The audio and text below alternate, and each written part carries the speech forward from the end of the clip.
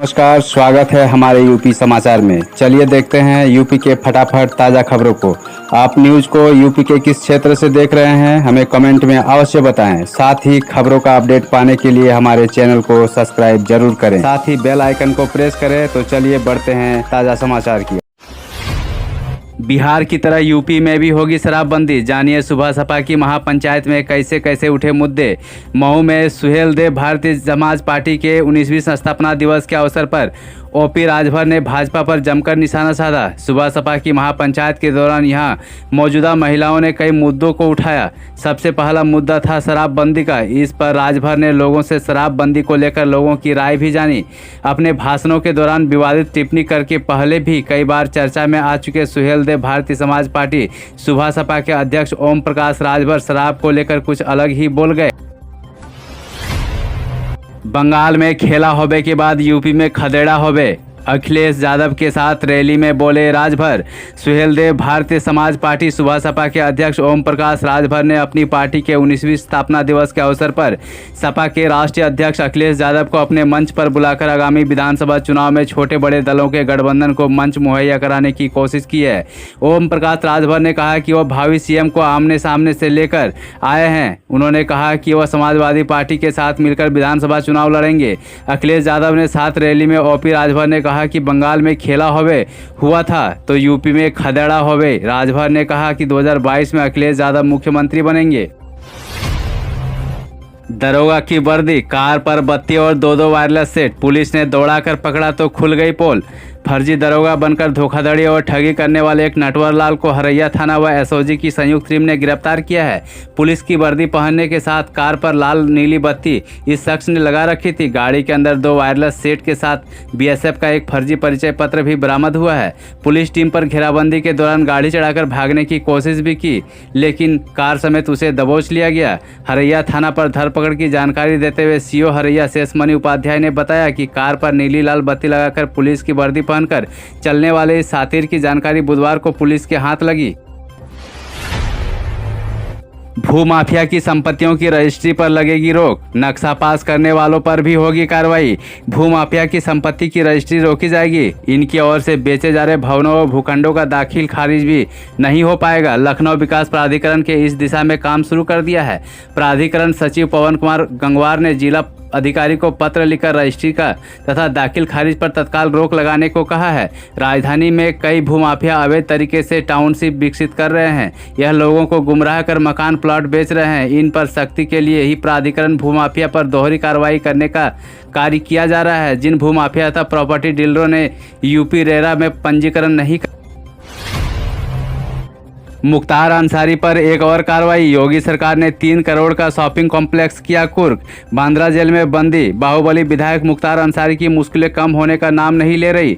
योगी सरकार मुख्तार अंसारी पर अब तक कई बड़ी कार्रवाई कर चुकी है। बुधवार को योगी सरकार ने कार्रवाई करते हुए मुख्तार अंसारी की पत्नी असफा अंसारी का गाजीपुर नगर में अवैध रूप से बनाया जा रहा शॉपिंग कॉम्प्लेक्स कुर्क कर लिया है।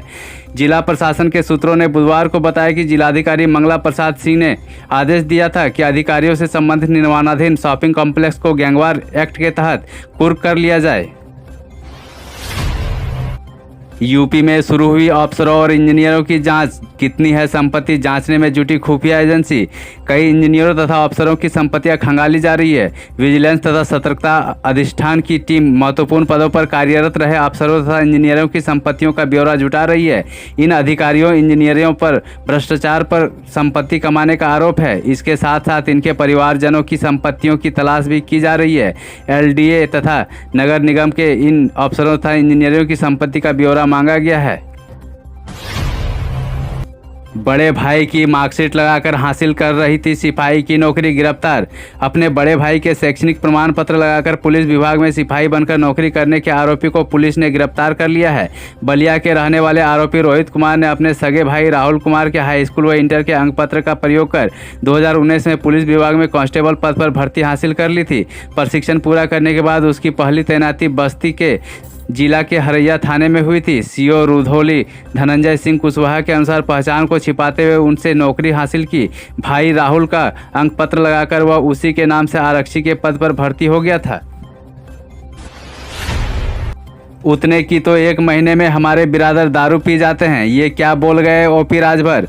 अपने भाषणों के दौरान विवादित टिप्पणी करके पहले ही कई बार चर्चा में आ चुके सुलेहदेव भारतीय समाज पार्टी सुबह सपा के अध्यक्ष ओम प्रकाश राजभर बुधवार को भी ऐसा ही कुछ बोल गए।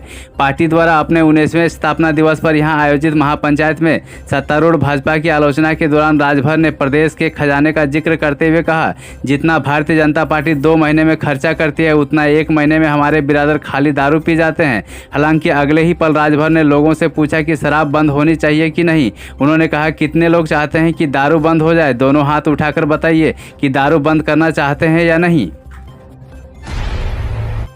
मुख्तार अंसारी सपा सुबह सपा गठबंधन के सूत्रधार, जानिए किसने कहा आतंकी संगठनों से धन लेकर आए राजभर। यूपी के संसदीय कार्य राज्य मंत्री आनंद स्वरूप शुक्ला ने बसपा के बाहुबली विधायक मुख्तार अंसारी को समाजवादी पार्टी सपा और सुलेहदेव भारतीय समाज पार्टी सुबह सपा के गठबंधन का सूत्रधार करार दिया है और सुबह सपा अध्यक्ष ओम प्रकाश राजभर पर आतंकी संगठनों से धन हासिल करने का आरोप लगाया है।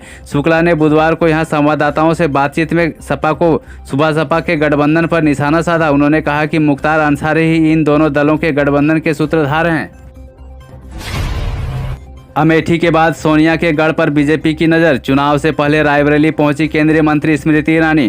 कांग्रेस के गढ़ माने जाने वाले क्षेत्र में भारतीय जनता पार्टी के बढ़ते राजनीतिक प्रभाव को बढ़ाने के लिए केंद्रीय स्मृति ईरानी बुधवार को कांग्रेस अध्यक्ष सोनिया गांधी के लोकसभा क्षेत्र रायबरेली पहुंची।